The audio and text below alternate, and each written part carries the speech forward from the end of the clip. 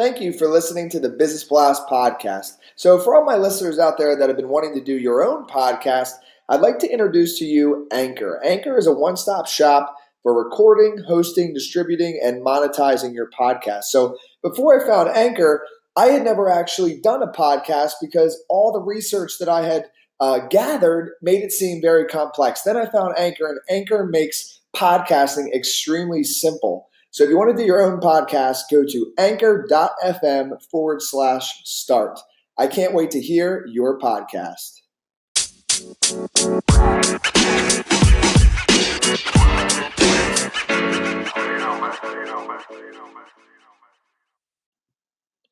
All right, everyone. Welcome back to another episode of the Business Blast podcast. I'm your host, Tyler Wagner. Today, I have Larry Levine with us. He's the best-selling author of the book Selling from the Heart and co-host of the Selling from the Heart podcast. So welcome to the show, man. Hey, how's it going? Pleasure to be here. Looking forward to this. Yes, looking forward to it as well. So Larry, the first question we ask on this show is, what is the best story from your life that has an underlying valuable message? I think I'm gonna beat up on my dad just a little bit, but only because I love him. But I think the best story from my life that really has underlying value or a message to it is I really learned the art behind a strong work ethic from my dad. And I think we all have stories to be told, Tyler. It's how well we tell them.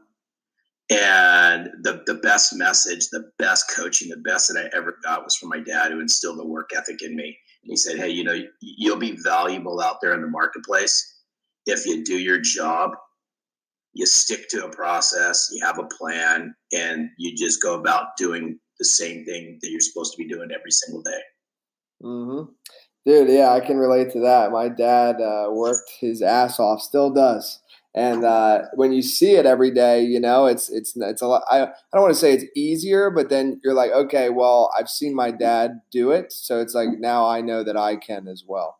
Well, and you know what? You don't realize that a lot of times, Tyler, until it's later on in life where something, right?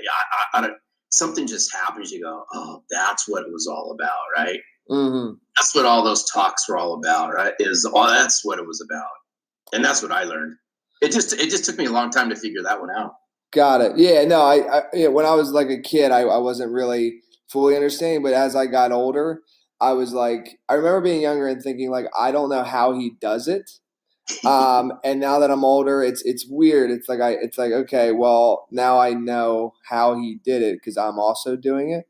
So it's interesting how it just kind of works that way. But so my next one for you is, what is the most valuable piece of information we should know that's within your expertise or industry?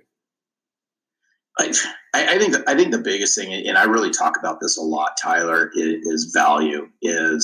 Especially I grew up in the sales world, and quite often salespeople out there have a hard time understanding value. What is their value?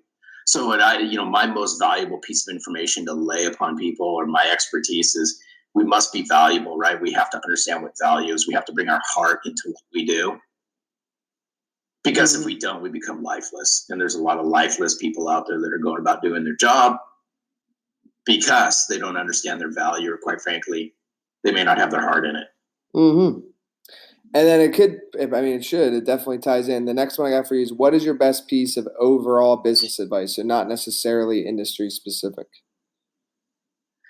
I think the biggest thing, and it goes back, I'm going to throw the heart back into this, is, my bet, and it's straight across the board. I don't care, what business y'all are in, is we got to put our heart back into what we do. We have to care. We got to care about our careers. We got to care about our employers. If you have clients and prospects, you got to care about them. You got to care about the community. And I'd say, that would be the best piece of business advice I could give, is give a rip. I always use the slang word, but hey, just give a rip about your career and give a rip about who you are. Mm-hmm. And then if you could give your younger self one piece of advice, what would that be?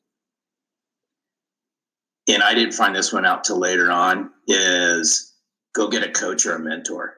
I didn't realize what a coach and a mentor meant until I was in my mid 40s. But I think if I could go back in time, is the biggest piece of advice go find a good coach, go find a good mentor, find a close friend that you can kind of share life moments with. But more importantly, I'd say coach and mentor. And then, in your opinion, what is the key to happiness? Giving back. It is for me, because you're asking it's in your opinion, but to me, it's the art of giving back. It's the art of getting involved in the community. And I always say, in order to get, one must be able to give. And if you can give without expecting anything in return, watch what starts to happen. Watch what starts to happen. It may not happen right away, but to me, the key to happiness is giving. Hmm. And then, what is the best book that you've read, and what was the number one thing you learned from that? Okay, Tyler, here's an oldie. You ready for this one? Yeah. How to Win Friends and Influence People by Dale Carnegie. Classic. That book is what, 80-something years old? It's got to be. It still applies today. It still applies today. And I always tell people, because I grew up in the sales world. So I said, in sales, the core foundations of that book are still alive and well today. It's how to build relationships with people and change the way they think. Mm-hmm. Yeah, I agree. I love the book. And I think the book will still be around 50 years from now. So do I, maybe even longer. Honestly, I don't know. If I'm around 50 years from now, that's going to be a real freaking miracle, but nevertheless.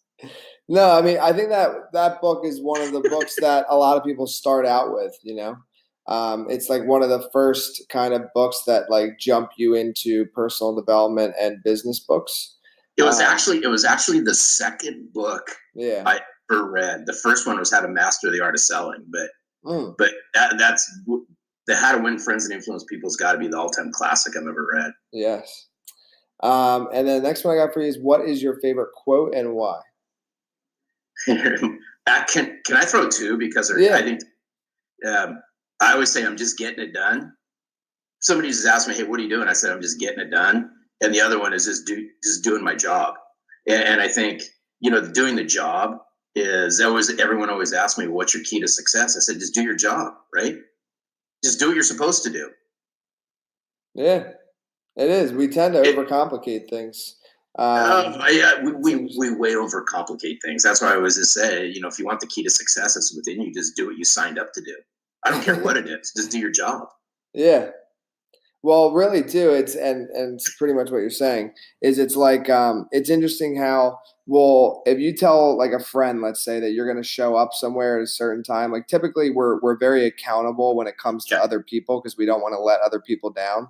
Yep. So if you can just be that accountable as you are to others in the same way to yourself, then you would pretty much succeed with all your goals, because like a goal is really just you taking actionable steps to getting to the goal. Whether it's a 5-year goal, you break it down, and as long as you do everything you say you're going to do, which is being accountable to yourself. And obviously there's like market crashes, and there are things that can like mess with this a little bit, or maybe a lot of it. But ultimately, if you just be accountable to yourself, do what you say you will do, you will achieve your goals. It's really like that simple. In a sense, it's just we have a really hard time doing that for ourselves for some reason. Yeah, well, it's just really interesting. Just real quick, I had read something. I read an article just a couple days ago, and it was all around trust. And it says, it kind of drew me into the article, but I think it just solidifies what you just said. The person went on to say, what's the biggest way to build trust with somebody, right? Just keep your promises. Mm-hmm. Yeah. Right. And he went on to say something like, this is why we say to tell someone, "Hey, Tyler, I'll swing by your house around 10-ish, right?" Because it gives us some leeway time. And I'm guilty of it, right? We've all been guilty of it. Because that gives you some leeway. But why can't you say, "Hey, Tyler, I'll swing by your house at 10 o'clock. And then just swing by your house at 10 o'clock. Yeah. I know. Right? We're funny, man. That's why. It's the truth, man. Think about it. Yeah, it is. The quickest way to become not trustworthy is don't keep your promises. Yeah, it's true. I don't care what it is. Yeah. No, I agree, man. And it really is. So we overcomplicate things. So, dude, listen, thank you so much for coming Oh, you're on. very welcome, man. I love it. I love this. It was short and right to the point. Thank you. I appreciate that. I do have one more for you, though, before we let you go. Where can our audience best find you online? You can always find me, well, a couple different ways. I mean, I'm always out there on LinkedIn. My address on LinkedIn is Larry Levine 1992. So you can find me on LinkedIn. You can find all about Selling from the Heart and our podcast at sellingfromtheheart.net. And for those people who love Twitter and Instagram, you can find me at the same name at Larry1Levine. Perfect. Thanks again for coming on, man. Dude, you're welcome, Tyler. Anytime. Look forward to it.